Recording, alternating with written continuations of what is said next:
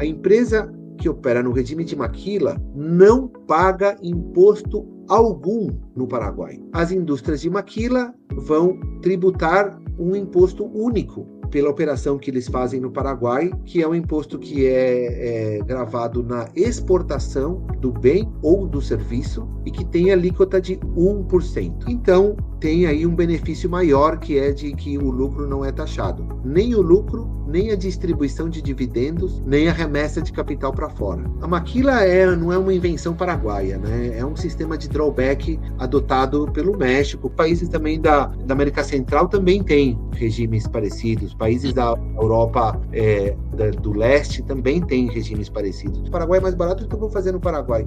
Agora, montar talvez fazer, mas é melhor fazer no Brasil, porque nós temos aqui no Brasil mais experiência, tem uma mão de obra mais especializada, então eu vou deixar também uma parte no Brasil. É uma receita para o fracasso você fechar aqui uma fábrica para abrir no Paraguai.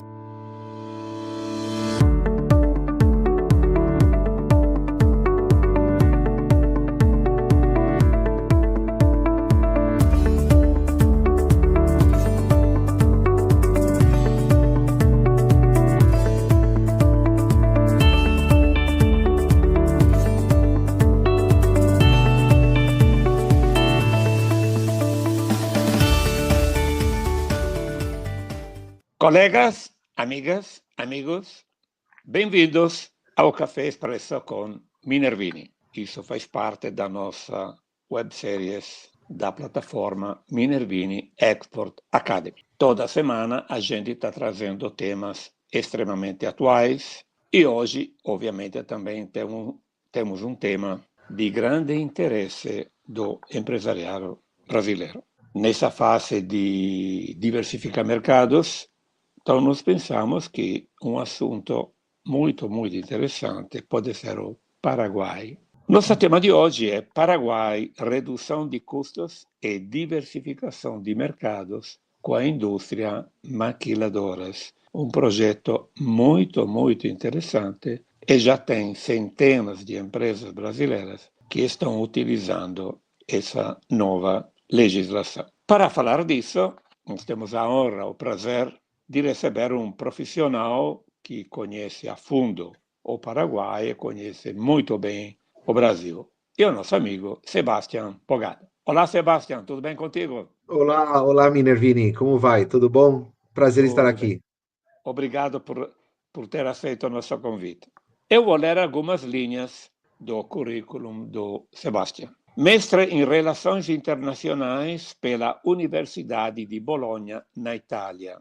Eu faço questão de fazer uma pequena pausa para informar uma curiosidade histórica. A Universidade de Bolonha é a mais antiga universidade do mundo. Começou a funcionar no ano 1088. Anos depois, surgiu a segunda universidade do mundo, que é a Universidade de Oxford. Fecho parênteses, então, o Sebastião teve o prazer, a honra, o privilégio de estudar em uma universidade que tem mais de um milênio. Sebastião Bogado é formado em Direito pela Universidade Católica de Assunção, participou ativamente na estruturação da REDIEX, a agência oficial do Paraguai para a atração de investimentos estrangeiros, atuando nos últimos 15 anos como adido comercial do Paraguai no Brasil. Atualmente ele assessora empresas e empreendedores com interesse no Paraguai, com escritórios em São Paulo, Assunção, Cidade del Este e Buenos Aires. Então, eu acho que estamos com o convidado certo para falar do Paraguai. Bom, Sebastião, antes de tudo, eu te invejo por você ter estudado na Universidade de Bolonha, que é também na Itália, para nós é um orgulho por ter sido a primeira universidade do mundo. E lá pelos anos 1088 e 1200, tivemos outras universidades na Itália que foram pioneiras, como Padova, Universidade de Nápoles. Então, você teve esse grande privilégio. Sebastião, nos dá uma panorâmica sobre a tua trajetória. Como é que você começou com comércio internacional? Como é que você se desenvolveu? Vejo que você trabalhou muito na REDIEX. Eu tive o prazer de fazer uma. Agora eu vi no meu currículo, eu fui na Regex no 2007, quer dizer, O ano que eu faz 8. comecei. Você estava aí?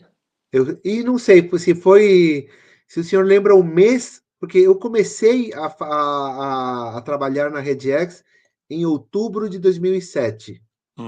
Eu acho que foi lá por junho, julho, Ah, quase que a gente se encontrava. Então, pois nos é. dá, por favor, uma panorâmica da tua trajetória profissional. Primeiro, obrigado, Nicola, por me convidar ao seu canal. É um prazer realmente. E olha, a minha trajetória tem sido construída justamente um pouquinho depois que eu voltei da Itália, né? A minha passagem por Bolonha, primeiro em Bolonha, que realmente, como você disse, é um prazer.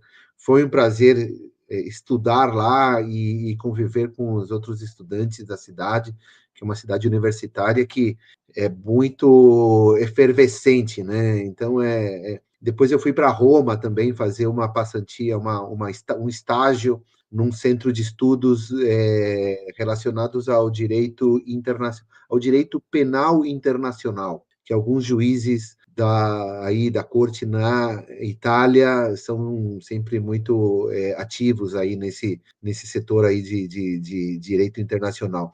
Mas eu comecei a construir essas pontes, né, entre o Brasil e o Paraguai e a Argentina, conectando os mundos, né, dos investimentos, das empresas, um pouco justamente quando eu voltei da Itália, né, e comecei a ter contato com naquele então era ainda uma agência muito nova. A rede de investimentos e exportações, ela nasceu em 2005, né, como o órgão executor do Plano Nacional de Exportação, que estava sendo elaborado pelo setor privado no Paraguai, em continuação, digamos, do que seria uma reforma do Estado que tinha sido feita em 2004, onde foi adotada o sistema tributário que até hoje nos rege, né, foi adotado em 2004. Para dar todo um sentido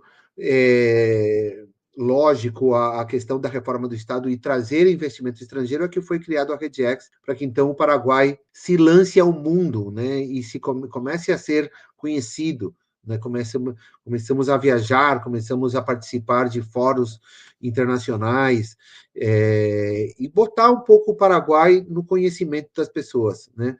Então, a minha experiência abrange todo o direito corporativo, né, as fusões e as aquisições que empresas estrangeiras fizeram no Paraguai, e toda a questão do direito, né, internacional privado que as empresas foram tendo né, atentar no Paraguai, né?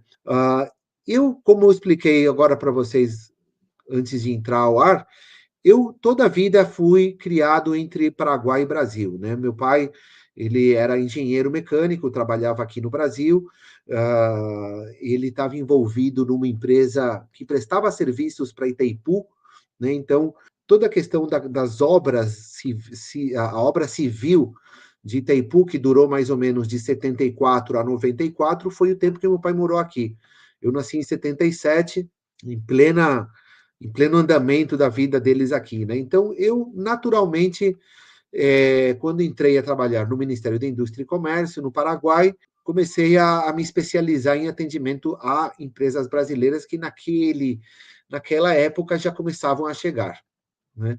E depois uma coisa, fechando um pouco essa primeira parte, uma paixão também que eu cultivo muito é através da atividade que temos com a minha esposa, né? Minha esposa, ela é curadora e crítica de arte, então essa dualidade, digamos, que eu convivo, né, na questão dos investimentos de empresas estrangeiras no Paraguai, de empresários também paraguaios vindo para cá, muitas vezes passa por questões culturais também, né? Muitas vezes o interesse pela arte, né? Agora, desde o ano passado até hoje, mais ou menos, está tendo um despertar do interesse pelas artes do Paraguai no Brasil, né?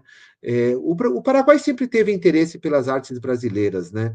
Isso é mais normal, digamos. Mas uma novidade é que a arte paraguaia está cada vez mais chamando a atenção também de um público aqui do Brasil. Então, é um mundo no qual a gente se desenvolve, sobretudo com a minha esposa, e ela está agora aproveitando a Bienal, que está agora acontecendo em São Paulo, para trazer justamente grupos do Paraguai e da Argentina para fazer visitas guiadas. Então, isso também. Eu estou usando agora um pouco a tua plataforma para fazer a propaganda da minha esposa que está fazendo essas visitas guiadas, né? Então, mas é um mundo bem interessante, muito interessante. Nas vezes que eu estive no Paraguai, tive o prazer de apreciar a música, o folclore do Paraguai, lindíssimo. Então, sem dúvida, tem muita coisa para fazer nessa área.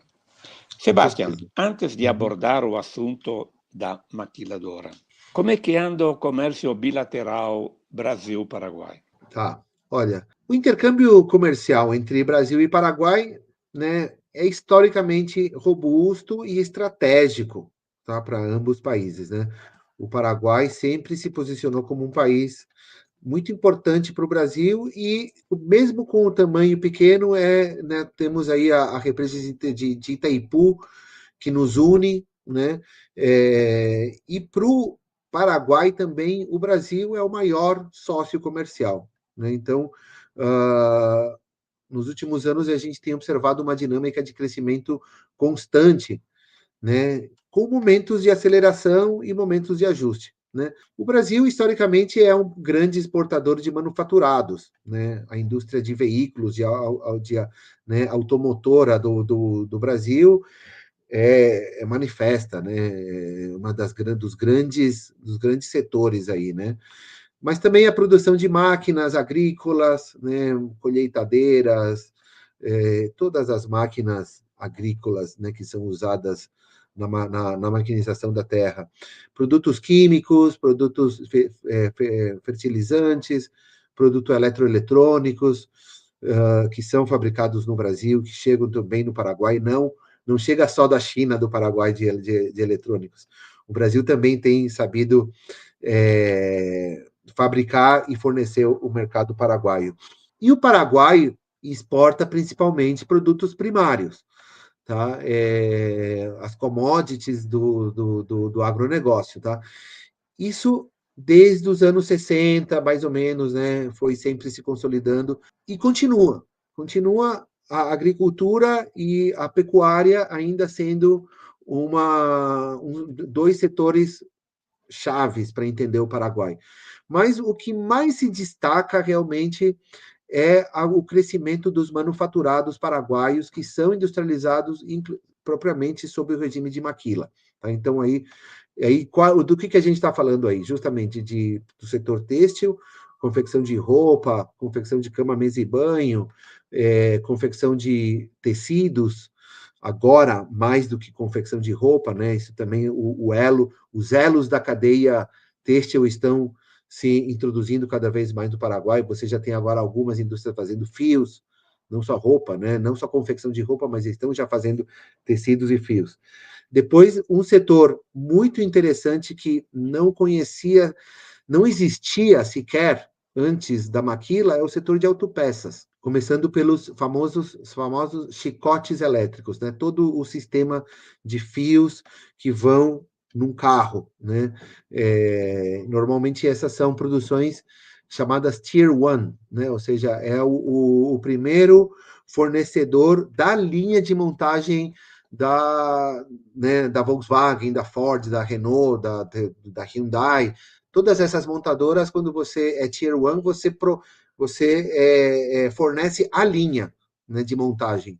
Esse é um grande desafio, e você tendo no Paraguai empresa que fornece linha de montagem no Brasil, já é um grande indicador que a coisa tá certa, digamos, né? Porque as linhas de montagens têm literalmente hora e minuto marcado para o produto chegar na linha, né? Então não pode atrasar.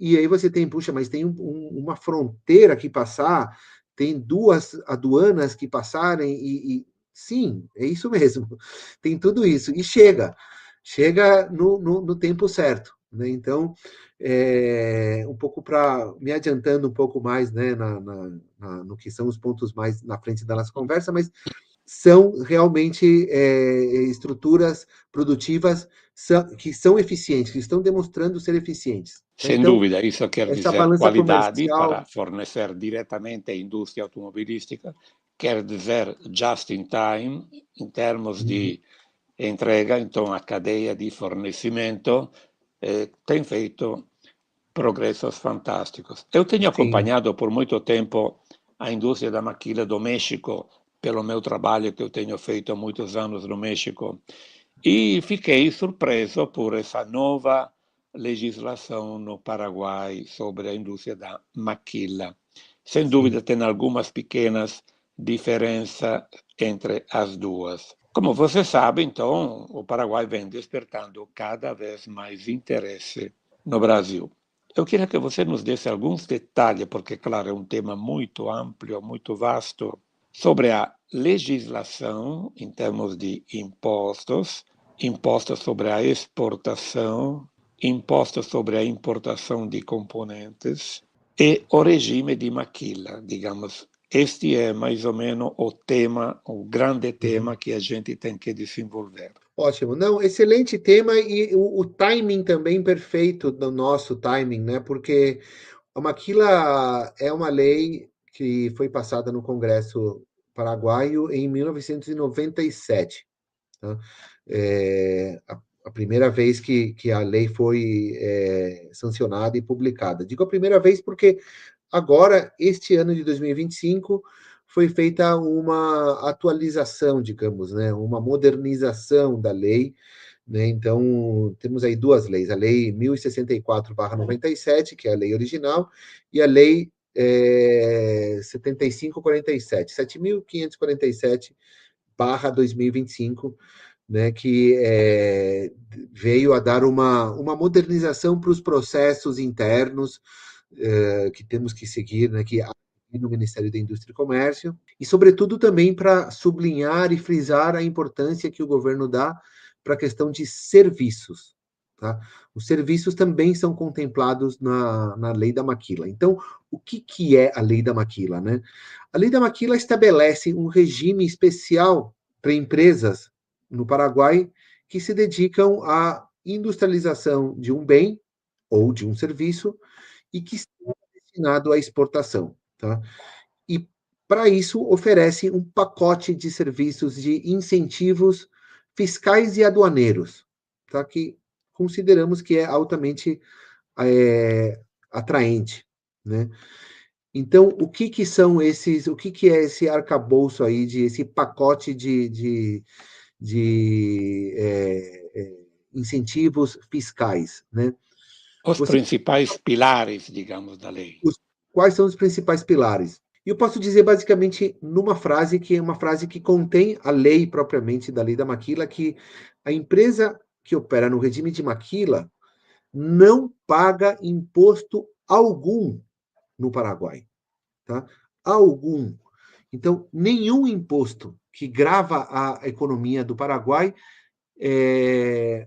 a indústria de maquila é afetada, né? Nenhum. Em contrapartida, as indústrias de maquila vão tributar um imposto único pela operação que eles fazem no Paraguai, e é o imposto de maquila, que é um imposto que é gravado na exportação do bem ou do serviço, tá? E que tem alíquota de 1%. Só Só 1% sobre o que foi feito no Paraguai ou sobre o valor da invoice da exportação, o que resultar maior. Aí você tem duas opções no Paraguai para ou você carrega o lucro da operação no Paraguai, que não será tributado, ou você faz uma operação que é como um centro de custos no Paraguai, que a fábrica no Paraguai não teria lucro, digamos, né? E seria somente um braço operativo internacional de uma fábrica, por exemplo, pode estar no Brasil. Né? Então, aí o imposto vai ser cravado somente sobre o valor agregado local. Né? Se você desculpe, carrega... Desculpe, Sebastião, para esclarecer mais para os nossos ouvintes. Uhum. Me pareceu de entender que esse 1% é sobre o valor local do todo. Sim. Exemplo prático, eu estou no Brasil, eu mando 60% dos componentes para um produto que será terminado no Paraguai. Então, 60% do Brasil, 40% é feito no Paraguai. Chegamos ao 100%. O imposto de 1% para a exportação é o imposto sobre os 40% do 100% ou é o imposto sobre os 100% que é exportado? Isso é uma opção que a empresa tem. Você pode, se você vai carregar o teu lucro na empresa do Paraguai, então o que vai resultar maior, porque o que diz a lei? Será cobrado 1% sobre o valor agregado local ou sobre o valor da fatura de exportação. O que resultar maior. Tá? O que resultar maior? Bom, isso é já um caminho. É um caminho. Então, a gente tem visto na experiência que o que resulta maior? Resulta maior você fazer já a invoice, ou seja, a fatura de exportação sai do Paraguai com direção ao destino exportado, seja Brasil, seja qualquer país, e aí, então, você pode ter a opção de carregar o lucro na operação do Paraguai. E convém, porque esse lucro não será taxado, tá? Ou você pode, então, dizer, não, na operação no Paraguai, eu não quero carregar nada de lucro, nada de extra, e eu só vou fazer realmente a agregação de valor e eu vou mandar para mim mesmo aqui no Brasil, para que eu depois aqui complete com outros processos, ou já é o acabado, tudo bem, não tem problema, mas aí eu só vou pagar aquele 1% sobre o valor agregado local. Tá claro. Então, o que resultar maior? Temos visto que a experiência demonstra que as empresas estão se estruturando no Paraguai para lucrarem também no Paraguai, não só para botarem um centro de custos no qual vão pagar só sobre o imposto só sobre o valor agregado local. Eles estão dispostos já a carregar todo o lucro na operação paraguaia, fazer uma invoice de exportação já com uma margem que é a margem de lucro da empresa, então tem aí um benefício maior, que é de que o lucro não é taxado. Nem o lucro, nem a distribuição de dividendos, né, nem a remessa de capital para fora. O lucro no Paraguai é taxado em 10%. O imposto de renda das empresas é de 10%. O imposto sobre a distribuição de dividendos é de 8% para quem é residente local, né?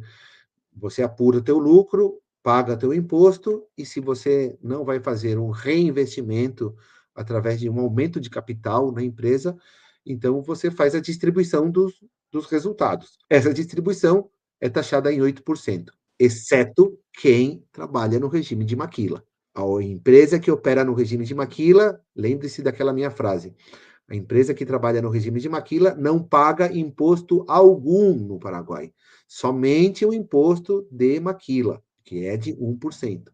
Né? Então, é realmente um regime que tem sido muito atrativo. Na questão dos impostos, da importação dos insumos, existe a suspensão temporária da aplicação do imposto. Né? Por que eu digo assim e não digo diretamente não paga imposto ou é exonerado?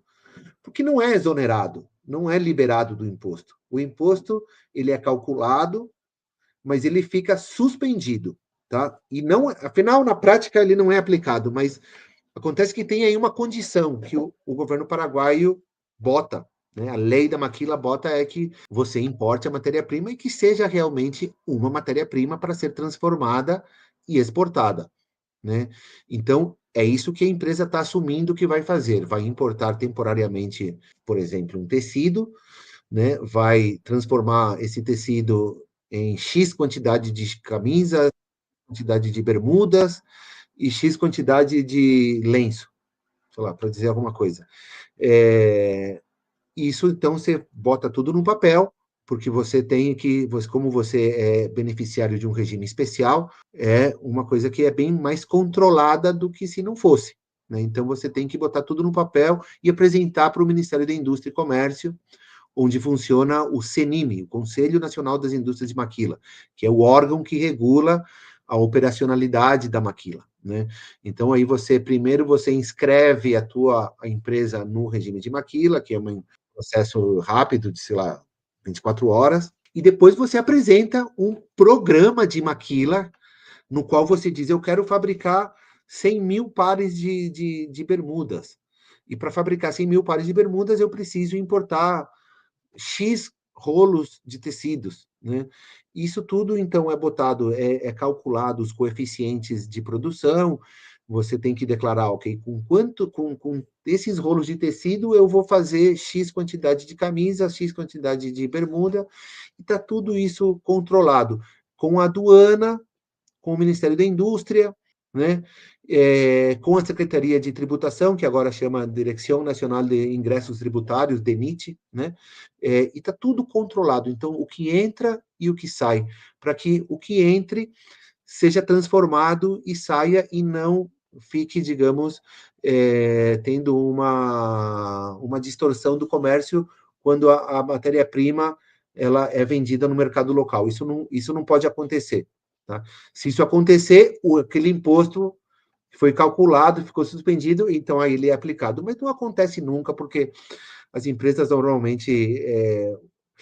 A lei quer evitar que o importador seja furbo, né, como se diz em italiano, e importe um tecido, por exemplo, mas para vender para o cara aqui do lado. Né? Então, ele, com suspensão temporária de impostos, ele tem mais competitividade. É isso que a gente quer evitar, mas isso não tem gerado nenhum problema enquanto a isso. Né? O pessoal tem se comportado bastante bem.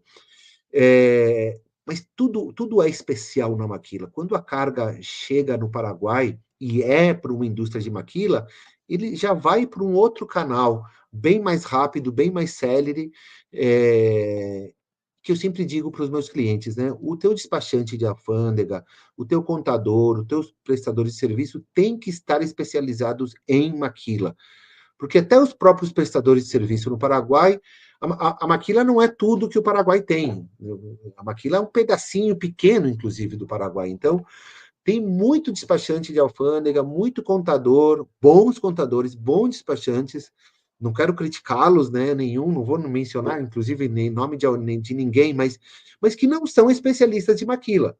Estão especializados em outra coisa. Então, há de se ter um prestador de serviço dedicado à maquila, porque tudo é especial na maquila, né? Então, E aí o custo também, para fechar um pouco a ideia, para que os ouvintes tenham uma informação bem detalhada, há um custo, sim, na hora de importar a matéria-prima, que é do seguro.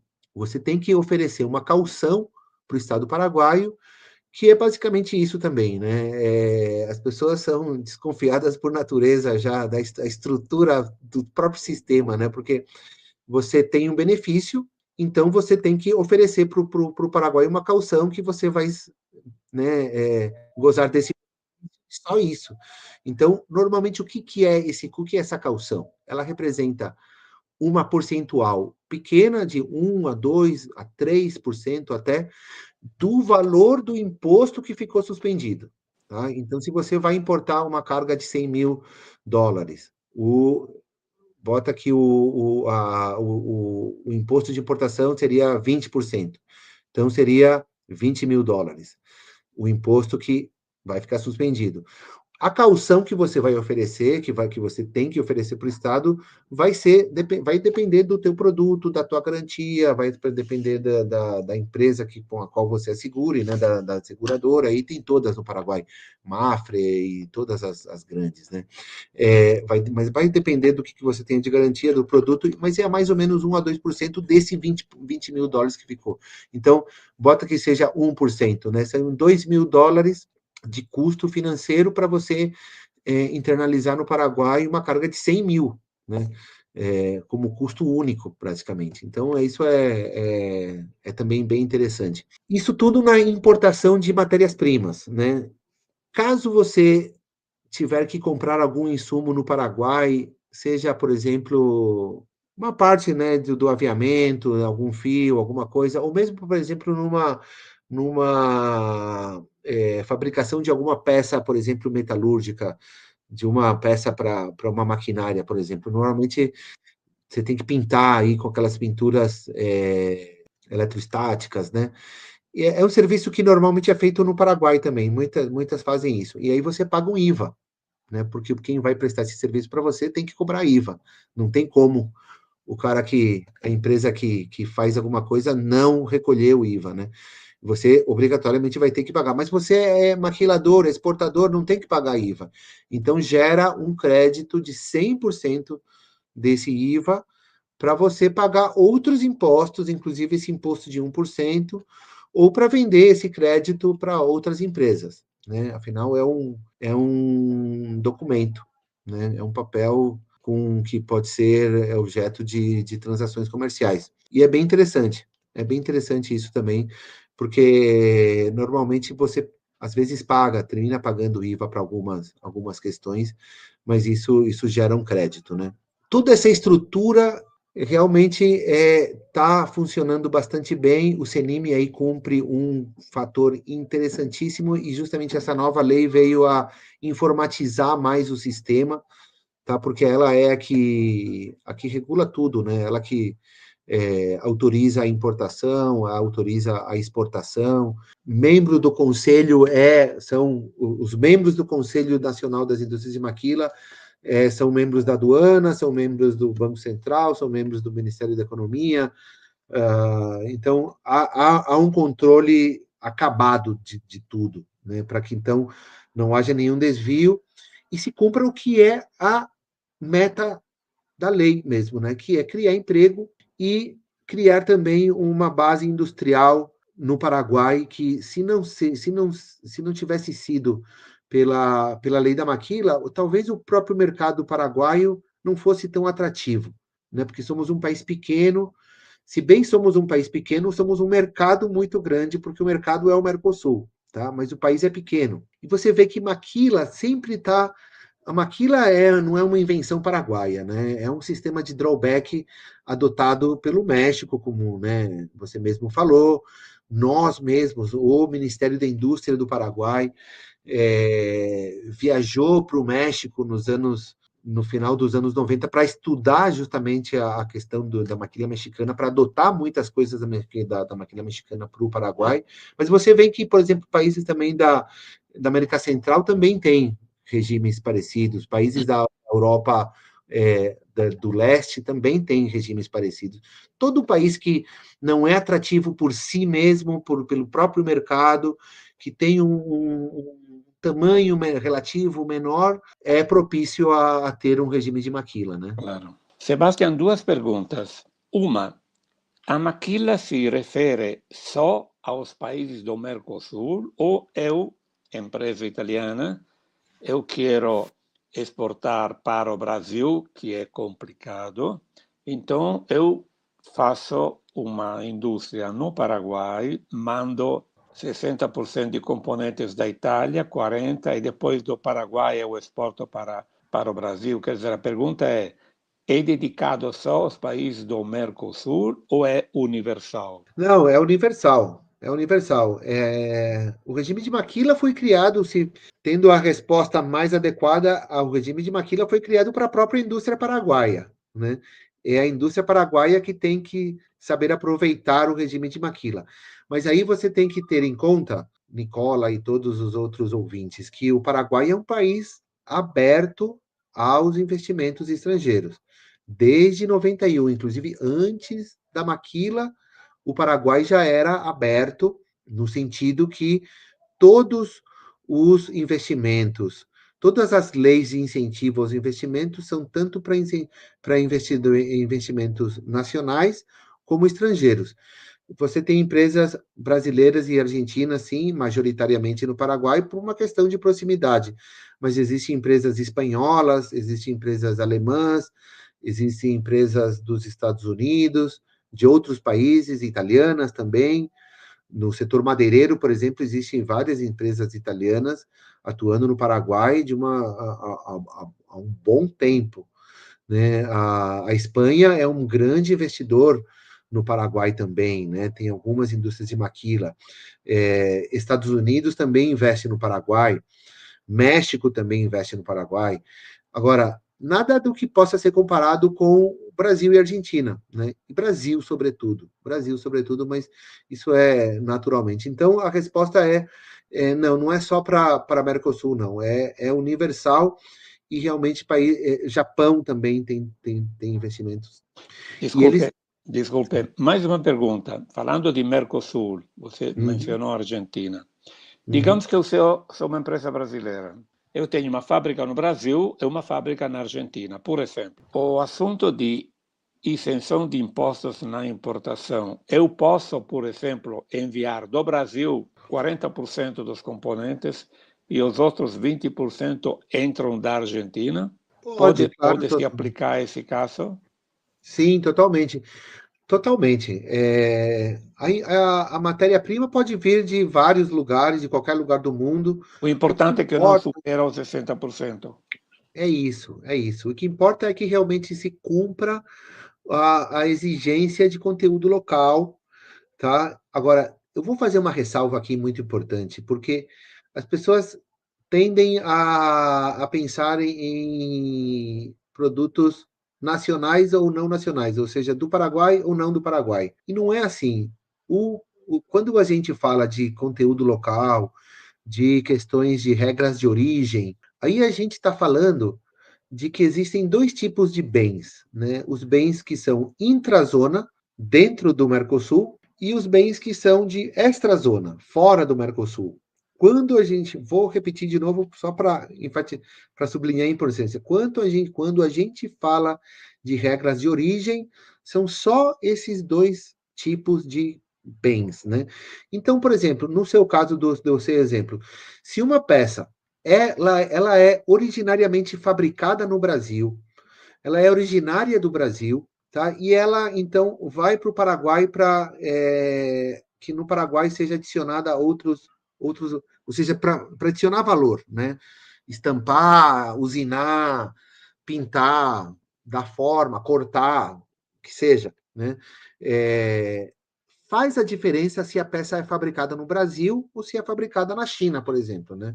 Se é fabricada na China, há de se ter uma atenção maior, porque aí você tem que provar que há uma adição de valor no Paraguai. Essa peça veio da China, foi para o Paraguai, então no Paraguai há de se adicionar valor, porque ela é de extra zona. Ela está vindo de fora do Mercosul e dentro do Mercosul há de se adicionar valor. O que acontece, em câmbio, com uma peça que vem já do Brasil ou já da Argentina?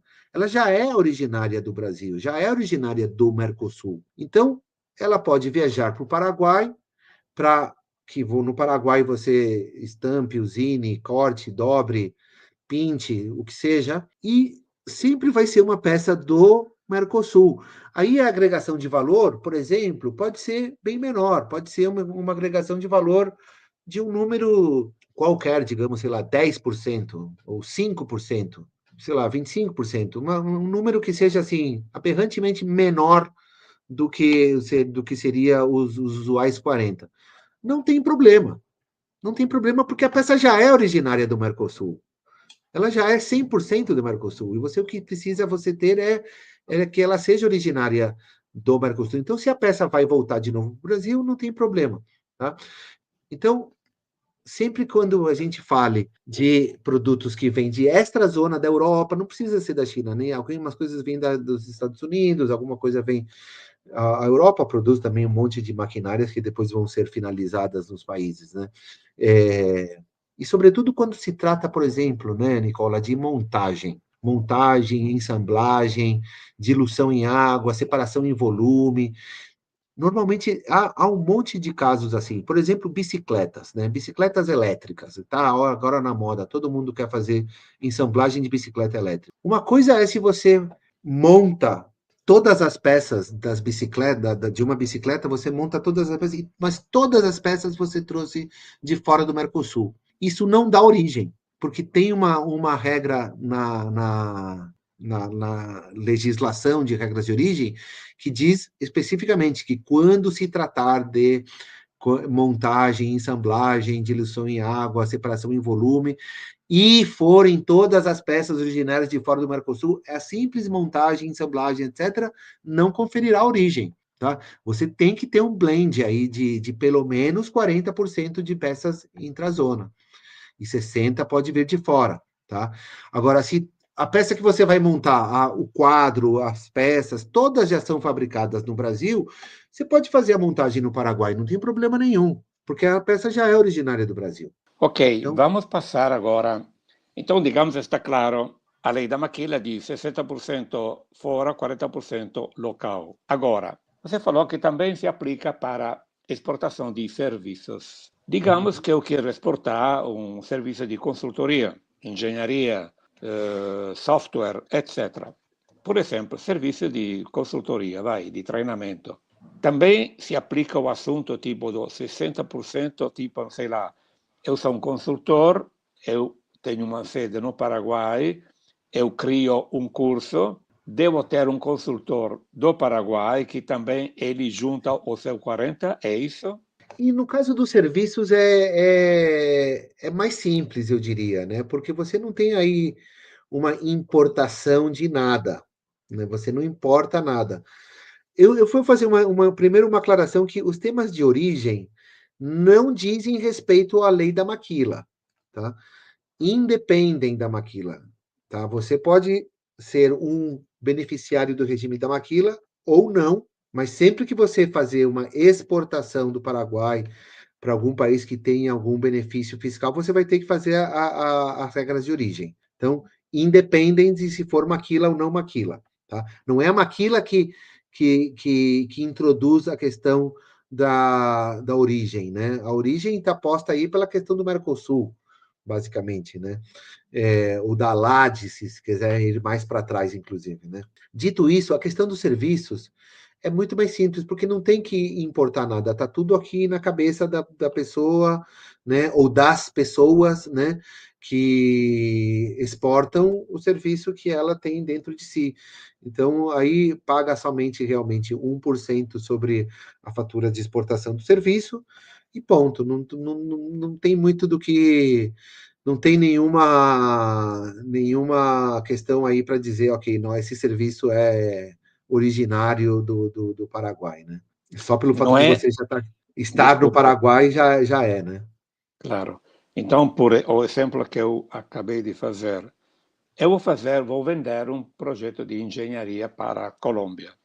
Se eu Uhum. fizer isso no Brasil, eu vou ter determinados impostos de exportação de serviços. Se eu fizer isso no Paraguai, obviamente os impostos serão bem menores. No caso de serviços em si, se aplica o assunto dos 60 e 40. Eu devo ter, para fazer um serviço de engenharia, um parceiro do Paraguai que ele faz parte do serviço completo? Sim, sim, sim. Aí sim, não, com certeza. O serviço tem que ser prestado no Paraguai, né? Então, por exemplo, vamos um exemplo prático, né, de serviços. Temos no Paraguai aí alguns call centers, né? Os call centers atendem o cliente que está, por exemplo, na Argentina, Claro da Argentina, tem o seu centro de SAP, né, o serviço de atendimento ao SAC, né, serviço de atendimento ao cliente, no Paraguai, tá? Então, você da Argentina é cliente, claro, tem algum problema, pega o telefone e vai tentar resolver o problema. O atendente é uma pessoa que está no Paraguai, tá? Ela tem que estar no Paraguai, né? O serviço tem que ser prestado lá. Mas esse não é um exemplo que eu mais gosto, né? Porque aí o exemplo que talvez no Paraguai todo mundo dá, porque é uma marca boa e bem reconhecida, é a Nestlé, né? A Nestlé, pouca gente sabe, mas ela tem no Paraguai uma série de escritórios, acho que são 5 ou 6 escritórios, e a Nestlé mantém 200 pessoas no Paraguai para fazer serviços relacionados ao marketing aqui dos produtos da Nestlé aqui do Brasil. Tá? Então você tem aí o responsável de marketing sei lá, do Choquito, do Lolo, dos chocolates, é um trabalhador que está locado no Paraguai. E a Nestlé montou lá, né, todo um escritório para fazer o back-office, né, se chama em inglês, né, back-office de marketing, o back-office pode ser também da folha de pagamento de todos, né, alguém tem que levar alguém tem que fazer esse serviço. Como você falou, serviço de engenharia, algumas empresas de engenharia mantêm 3, 4, 5, 6 engenheiros só para fazer cálculo, só para, né, fazer serviços propriamente de engenharia, talvez de alguma construção que está sendo feita aqui, é um serviço que está sendo tomado lá fora. Isso é feito no Paraguai, sim. Esse tipo de serviço é o que a nova lei da maquila está querendo atrair mais para o Paraguai. Já a primeira lei, a de 97, contemplava serviços. Não é que isso é uma invenção da hora, tanto que a Nestlé já está há uns 5 anos lá. E a lei nova surgiu agora. Mas a intenção do governo é justamente também como comunicacional, no sentido, olha, nós vamos mudar toda a lei só para que vocês, público, o mundo em geral, saibam que nós estamos querendo atrair serviços para o Paraguai. Essa é a grande aposta do governo hoje em atrair serviços. Nesse modelo de Nestlé, de call center, claro. Outros também que já estão fazendo, né? Na área de produtos, quais são os tipos de indústrias que têm se interessado mais na lei da maquila? Não sei, têxtil, mecânica, autopeças. Me dá uma ideia de quais são os assuntos que mais se interessam para a maquila. Olha, o setor têxtil é realmente uma coisa que mesmo não estudando, dá para chegar a essa conclusão, porque é muito manifesto. Você lê os jornais, você trabalha nesse setor aqui, e eu diria que a metade dos contatos que eu tive, por exemplo, nos últimos 15 dias ou um mês, a metade foi do setor têxtil, né? Então, há realmente um aumento espetacular aí do têxtil, né? Que foi já também quando a Rediex estava começando, lá em 2005, 6, 7, foi a primeira onda de têxtil, né? Cortinerias del Paraguai, que aqui chama Bela Janela, uma fabricante de cortinas, indústrias como a HC Têxtil, que era uma pequena empresa de Timbó, do lado de Blumenau, em Santa Catarina, também montou uma operação no Paraguai, depois ela foi vendendo operação para outras, a outra vendeu para outra, a outra vendeu para outra, então se desconfigurou o investimento original, que era da HC Têxtil, um dos primeiros também a aproveitarem aí, que depois vendeu para a Brandili também faz roupa infantil. E agora, o setor de autopeças também é um setor que também está bastante quente.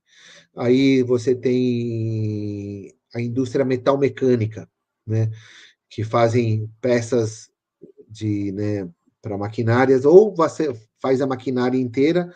Algumas empresas já fazem toda a montagem, por exemplo, dos tratores. Tem uma marca argentina de tratores chamada Pauni, né? É uma marca relativamente conhecida lá na Argentina, e ela está agora montando toda a operação no Paraguai. As peças eles já fazem na Argentina e eles montam agora peças fabricadas na Argentina. Aí o exemplo que eu falei, peças originárias do Mercosul, que são fabricadas na Argentina com o aço que eles fazem lá na Argentina, e no Paraguai essas peças vão lá e são usinadas, ou seja, são cortadas, estampadas, usinadas, e a própria montagem do trator já é feita no Paraguai. Outras empresas escolhem fazer somente a usinagem de uma peça. Então, ela chega no Paraguai bruta, e o Paraguai usina, às vezes corta também, né, estampa, e manda para que aí a peça já é paraguaia, né? Entra no Brasil a peça importada do Paraguai, para que então aqui o Brasil monte a fábrica, né? Tudo isso é importante dizer, porque em algumas ocasiões é entendido, mas o Paraguai está levando a indústria do Brasil para o Paraguai. E não é assim, né? Ninguém está levando indústria para ninguém embora, porque a gente não tem esse poder, né? A gente oferece o nosso território paraguaio como um território propício para a internacionalização de um processo, que obviamente tem o objetivo de se fortalecer.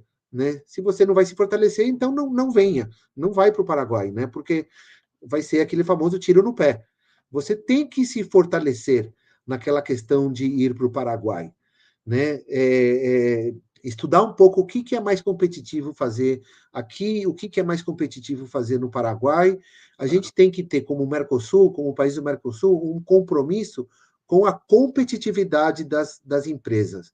Se é mais barato fazer no Paraguai, então tem que ir para o Paraguai mesmo, porque é mais barato fazer lá e a peça e toda a lógica do produto, todo produto vai ter uma lógica comercial muito mais eficiente se você então faz o que tem que fazer. Ok, no Paraguai é mais barato, então vou fazer no Paraguai. Agora, montar é talvez fazer, mas é melhor fazer no Brasil, porque nós temos aqui no Brasil mais experiência, tem uma mão de obra mais especializada.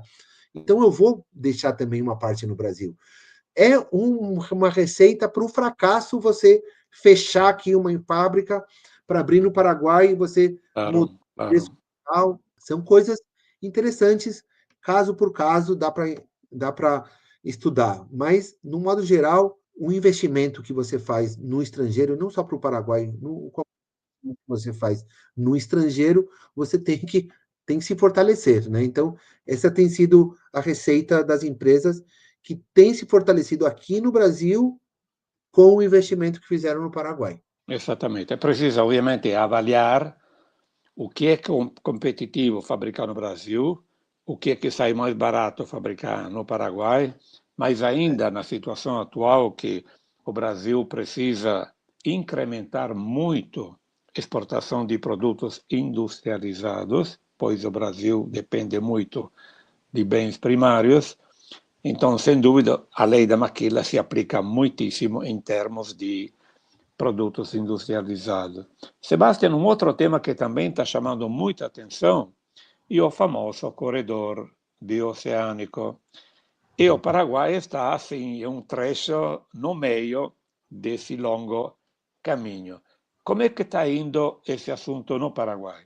Olha, o corredor bioceânico é realmente uma das obras mais importantes do Paraguai e da região, eu diria, dos últimos tempos. Vai ter um impacto semelhante ao impacto que foi a represa de Itaipu, né? Porque ela vai reduzir em muito a exporta, ou seja, em quanto tempo a produção aqui do centro-oeste brasileiro, também do Paraguai, também da Bolívia, também de algumas regiões argentinas, chegam à Ásia, que é o destino final de muitas das nossas exportações. Pode evitar Então, o canal de Panamá ou evitar a circunvalação aí. exatamente, exatamente. Quando a gente pensa no Paraguai, é um país sem saída ao mar, a Bolívia é sem saída ao mar, e você fala que o Brasil é um país abençoado porque tem saída ao mar. E tá certo, é verdade. Mas o centro-oeste brasileiro, Goiás, né, Mato Grosso do Sul, estão tão longe do mar quanto o Paraguai. Claro. Então, o sul-mato-grossense, né, o goiano fala, puxa, eu sou brasileiro, tenho saído ao mar, mas assim, eu tô tão longe quanto um país que não está. Então, atualmente, as cargas do centro-oeste do Brasil e do Paraguai, que se destinam à Ásia, precisam fazer uma longuíssima viagem, né, até os portos do Atlântico, né, em Paranaguá, em Itajaí, ou lá, né, em São Francisco também, e depois navegar até o canal do Panamá, fazer a fila lá para o canal de Panamá, que é quem entende também de comércio exterior sabe que Enorme, enorme a que fila. é enorme, né? Não vou dizer que é uma bagunça, porque não é uma bagunça como tal, mas é fila. É fila, é volumoso o trânsito, né? Ou se não, pelo o Estreito de Magalhães, que é uma navegação difícil também, né? Águas difíceis de navegar. Então, só para a carga chegar do Centro-Oeste até o Canal do Panamá ou até o Estreito de Magalhães pode passar 60, 70, 80 dias Com o corredor bioceânico, a carga vai viajar direto para o porto chileno no Pacífico, evitando já aí, né, toda Dias e essa dias, logística. claro. Então, todo o trajeto, né, terrestre e depois marítimo até a Ásia vai significar, né, vai ser significativamente mais curto, né, reduzindo o tempo de trânsito aí, tem os estudos que estão sendo feitos que vão reduzir de 15, no pior dos casos, a 30 dias, né, o tempo em que a carga chega no destino, né? Isso Sem dúvida. otimiza também custos, né? Otimiza tempo, otimiza faz, né, melhora a competitividade de um produto. Tem um benefício assim que realmente é muito palpável. Tanto é que do corredor bioceânico, quem mais está entusiasmado com isso são os próprios sul-mato-grossenses aqui do Brasil, né? Claro. Mas o Paraguai está priorizando as obras públicas que já o governo anterior, né, não só o governo atual, tá? O governo anterior também do Paraguai e o anterior também já começou, tá? Depois né, começou o Cartes, depois o Mário Abdo deu um andamento, né, bem grande para o corredor bioceânico, e agora o Santiago Penha também tá priorizando essa obra como prioridade, né? Redundantemente, né? A prioridade em obras públicas é o corredor bioceânico pelo impacto que vai ter, né? Tanto para o Paraguai quanto para os países da região. Quais são os parceiros que estão lidando esse projeto? Eu imagino Brasil, Paraguai, Uhum. Chile e Argentina. Sim, E sim, sim. mais?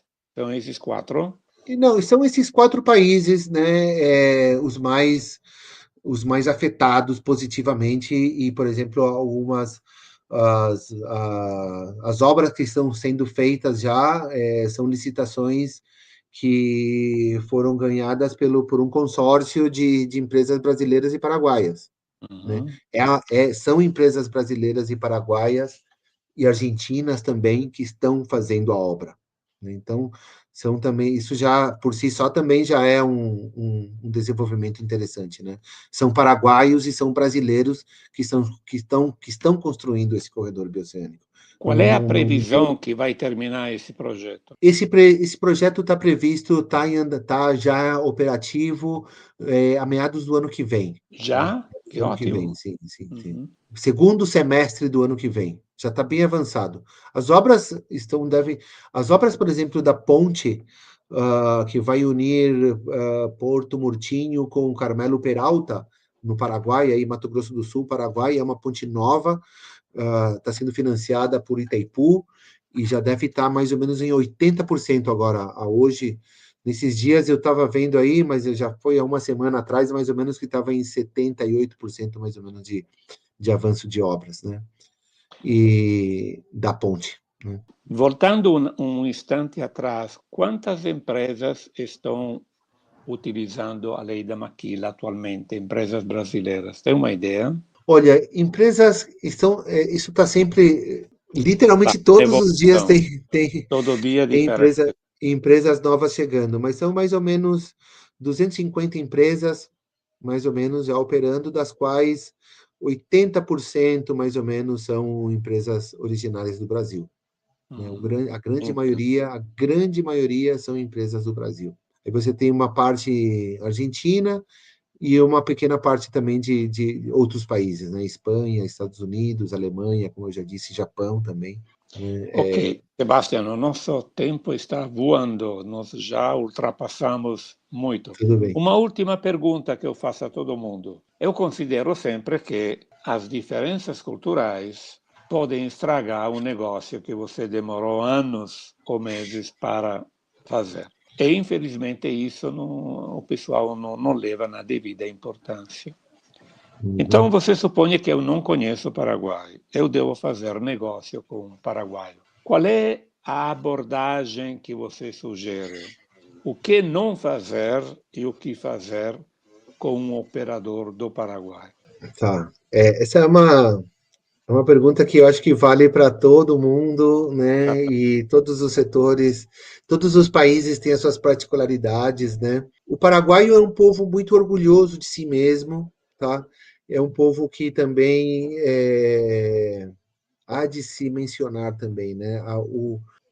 Houveram duas guerras que forjaram bem o povo paraguaio, né? A Guerra da Tríplice Aliança, que aqui no Brasil é estudado como Guerra do Paraguai, no Paraguai é estudado como a Guerra da Tríplice Aliança, tá? A Tríplice Aliança é porque nos anos em 1865, é muito tempo para trás, mas forjou realmente muito o ser paraguaio, né? Porque foi uma guerra que dizimou praticamente o Paraguai inteiro, né? E era a Tríplice Aliança foi formada entre Brasil, Argentina e Uruguai para combater o Paraguai, né? Não vamos entrar no mérito da questão porque eram outros tempos, eram outros Claro, contextos, claro. os países estavam se formando, as fronteiras estavam também se definindo, né? Quem estudou aqui a questão da formação dos estados sul-americanos tem muito a ver com a colonização europeia, né? Dos espanhóis, dos portugueses, e a expansão do Brasil rumo ao oeste, com os bandeirantes, as intenções também de confederação da Argentina, né, que eles queriam aí fazer a confederação nacional, né, e chamando as províncias. Eu estou indo muito para trás para chegar num ponto, tá? Que o paraguaio gosta muito é muito nacionalista, né? Então, evitar, por exemplo, questões de superioridade. Olha, eu sou assim, esse país é melhor, que país pequeno, que país, sei lá, não tem saída ao mar, por exemplo, é uma questão que às vezes o paraguaio, sei lá, não lida da melhor maneira, né? Então tem que entrar com muito respeito, com muito cuidado, e o que o paraguaio valoriza muito são as relações pessoais. Tinha um slogan da Secretaria de Turismo do Paraguai, que depois eles trocaram, mas eu acho que foi o melhor slogan do turismo paraguaio, que dizia: Paraguai você tem que senti-lo, né? Paraguai tenés que sentirlo, em espanhol, né? E é realmente isso, né? O Paraguai você vai e você precisa conversar com as pessoas, precisa ter contato, né, com as pessoas para que você sinta realmente o Paraguai. É um país que, como eu disse, em termos de indústria, se desenvolveu diferente do que o Brasil e a Argentina. Não acompanhou o ritmo de desenvolvimento argentino e brasileiro. Então você tem muita coisa que não está feita ainda, né? Por assim dizer, em alguns termos atrasados, entre aspas, né? E bote aspas nisso, né? Mas a questão das relações pessoais, da construção da confiança, do bom relacionamento, né? Da conversa cara a cara, né? Depois também o paraguaio respeita muito, é muito formal, é muito que respeita a hierarquia da pessoa, né? É normal a pessoa te abordar tratando de doutor, de doutora, de senhor, e preza muito aquela questão da hierarquia, né? Até você quebrar isso, passa um tempo, e você querer quebrar isso antes do tempo, pode ter Claro. uma resistência, né? É um país conservador, tá? Católico, não as questões das pautas mais progressistas, existe sim toda a sociedade, né? Existem pessoas mais abertas, menos abertas, mais progressistas e menos, isso é normal em tudo, mas a grande maioria do paraguaio são pessoas assim que valorizam a família, valorizam os valores antigos, digamos, né? Mais assim como eu diria Valores antigamente. que se estão perdendo, infelizmente, em muitos países, sim. Em todos os lugares, sim. Muitas coisas estão se perdendo. Na Itália, que eu frequento muito também a Itália, graças a Deus eu vou muito, eu adoro a Itália. O Brasil, vejo aqui, moro aqui no Brasil também, vejo que muita coisa se perdendo. No Paraguai ainda resta aquela questão assim bem conservadora mesmo, né? Bem da família, né? Bem assim, né? Eu acho que isso, quem valoriza isso tem mais a ganhar, tem mais a ganhar, né? E depois Isso é uma muito bonito. Por exemplo, na Itália, na Europa em geral, se está perdendo muito esses valores de uma vez. Então, é, que bom que vocês ainda mantêm isso.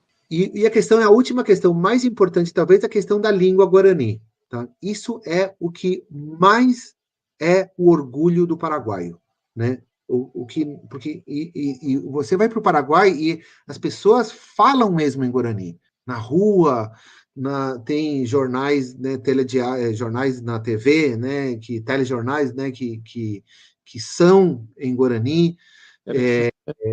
Tem jornais lidos em Guarani, você ouve na rua, né? Então, isso é uma coisa que é da cultura paraguaia, que assim, é um orgulho realmente para todos. Então, você demonstrando e é difícil falar Guarani, né? É muito difícil, é mais parecido com as línguas asiáticas, né? Então, não é fácil de aprender, mas se você demonstra 3, 4, 5, duas frases, palavras de Guarani, ou demonstra que de repente você tem interesse, isso é um abridor de portas. É um super abridor de portas. Claro, não, sempre a gente tem que demonstrar que você se preocupou com o teu interlocutor. Se Claro. você falar algumas palavras dele, o outro vai pensar que interessante, ele investiu É, tempo para pensar como é que eu estou pensando. Então, isso é muito exato, lindo, sim. Isso é para, exato. obviamente, em todo mundo é importante você se colocar no sapato do outro. Isso é vital. Infelizmente, é um tema pouco abordado, seja nas escolas, seja assim no meio empresarial, mas é extremamente importante. É, Sebastian, realmente. nós temos que, infelizmente, parar. Eu gostaria de continuar por muito tempo, mas vejo que o nosso tempo foi muito É. fora. Tudo bem, tudo bem. É realmente um prazer. É, eu posso voltar aí outras vezes que você me convidar para falar de outros assuntos do Sem Paraguai, com o dúvida. maior prazer. Indicar também outros profissionais que são muito bons. E é realmente né, uma conversa muito amena, muito amena. Gostei muito dessa nossa conversa. Muito obrigado pelo convite. Sebastian, um grandíssimo obrigado por nossa parte. Sucesso para você na tua belíssima atividade. Então, nos Ah, vemos quanto antes. sim, Para os nossos ouvintes, gratos pela vossa assistência. Convidamos vocês a dar uma estudada, mais que uma olhada, na plataforma Minervini Export Academy, se inscrever no nosso grupo WhatsApp Minervini News e estaremos sempre levando para vocês temas extremamente atuais. Gratos e até mais. até mais, Nicola, e até mais a todos. Muito obrigado. Obrigado, obrigado, Até Sebastião. logo, tchau, tchau, tchau, tchau.